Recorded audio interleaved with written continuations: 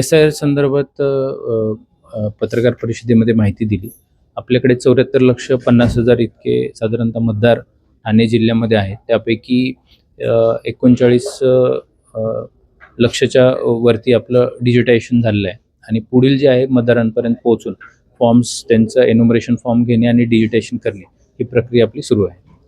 नागरिकांचा कसा प्रतिसाद या संदर्भात आहे? काही नागरिकांची नावं उचलण्यात येत आहेत का? त्यांचे दुबार नावांनुसार कशा पद्धतीने त्यांची देखील पडताळणी केली जाते? ठाणे जिल्ह्यामध्ये आपण जी डुप्लिकेट यादीमध्ये जी सॉफ्टवेअरनी आयडेंटिफाय केलेली आहेत तर त्यामध्ये आपण एका ठिकाणी नाव ठेवण्यासाठी मतदारांना सांगतोय.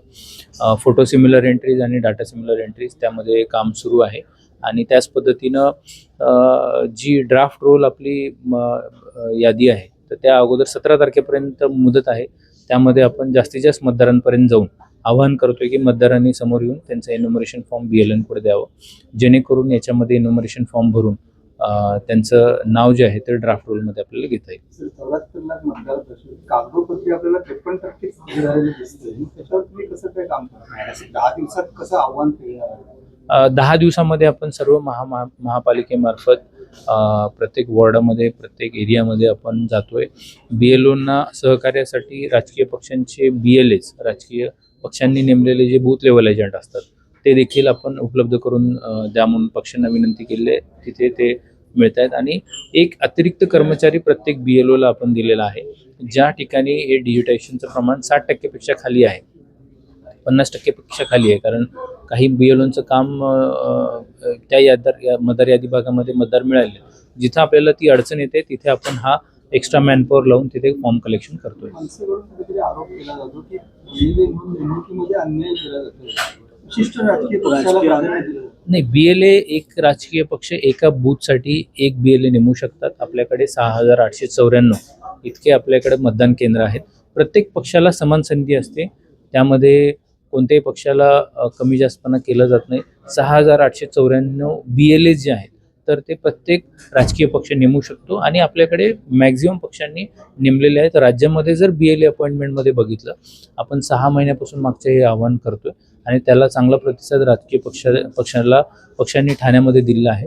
17,000च्या वरती आपल्याकडे BLA विविध पक्षांनी नेमलेले आहे आणि ते त्या पद्धतीनं फील्डवरती काम करतात.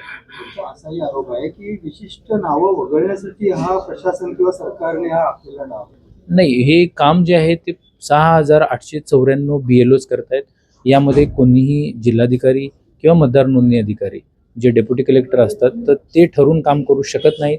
यामध्ये 6,894 लोकांचे त्यांचे लॉग इन आहेत आणि त्याच्या अनुषंगानं ते जे निर्णय घेतील, एखादा फॉर्म जर मतदारांनी आणून दिला BLOकडे तर तो घेणे हा BLOवर बंधनकारक आहे. त्या पद्धतीनं ते फॉर्म जे आहे तो मतदार तिथे असेल तर त्या पद्धतीनं तो घेणं BLO घेत आहेत आणि त्यानुसार काम चालू आहे.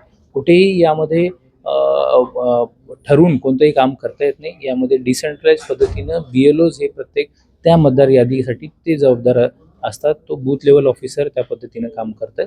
त्यामुळं कोणतंही नाव ॲड करण्यासाठी किंवा डिलीट करण्यासाठी असा कोणताही ठरवून प्रक्रिया याच्यामध्ये केली जाऊ शकत नाही.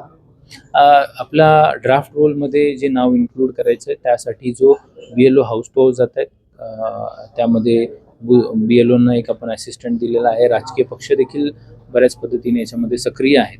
तर 17 तारखेच्या अगोदर आपला फॉर्म जो आहे तो आपण BLOंकडे द्यावा, एन्युमरेशन फॉर्म भरून द्यावा. कोणतीही अडचण असेल तर BLO आपली शंकाचं निरासन करतील. इलेक्शन कमिशनच्या वेबसाईटवरती बुक कॉल म्हणून देखील फॅसिलिटी उपलब्ध आहे.